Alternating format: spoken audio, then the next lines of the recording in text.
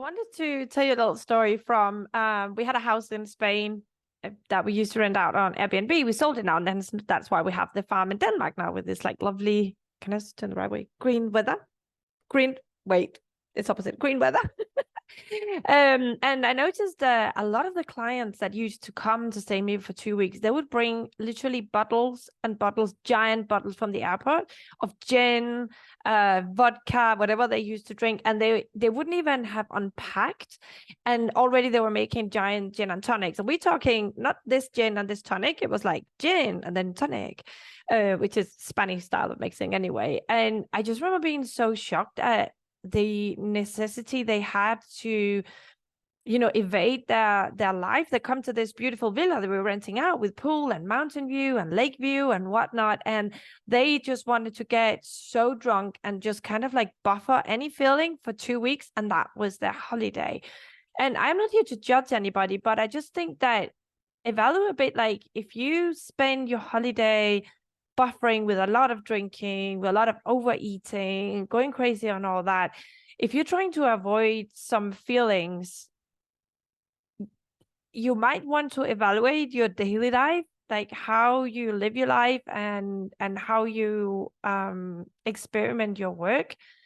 Because I know a lot of us, because we're perfectionists, we are A+ people, we tend to work a lot. And I tend to, when I feel uncomfortable, I don't really want to deal with anything. For me, the solution is always to work more, work harder, work more hours. And it makes sense that if there's something we're feeling uncomfortable about, or some truth we don't really want to face about our daily life, suddenly we go on holiday and we're sitting down, and now we can't run away from all these things that we don't really want to look at anymore, right? And that's why a lot of us will go to over drinking, overeating, two trucks, whatever it is that helps us evade these feelings and these thoughts that might start spinning in our heads.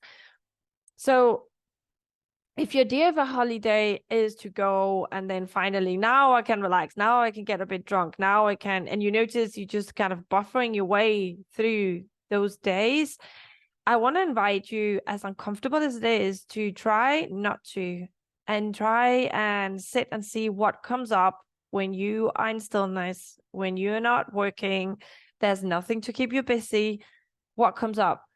And try to be honest with yourself. And if you don't really want to look at the life you have 48 weeks a year, and you just live for being able to completely switch off during the holiday, it's definitely worth being honest with yourself, really looking at what is your life, what's going on, what's not working for you, maybe, rather than trying to cover it up either by working harder or when you're on holiday buffering with drinking or overeating. Coaching is amazing for this. So for sure, reach out if you'd like a session and help uncovering that, because those emotions can be really, really uncomfortable if we're not used to feeling them. This is an invitation. I'm not judging anybody. I'm not telling you to do it. It's just an invitation to try it out and see what comes up for you, and an invitation to honesty with yourself.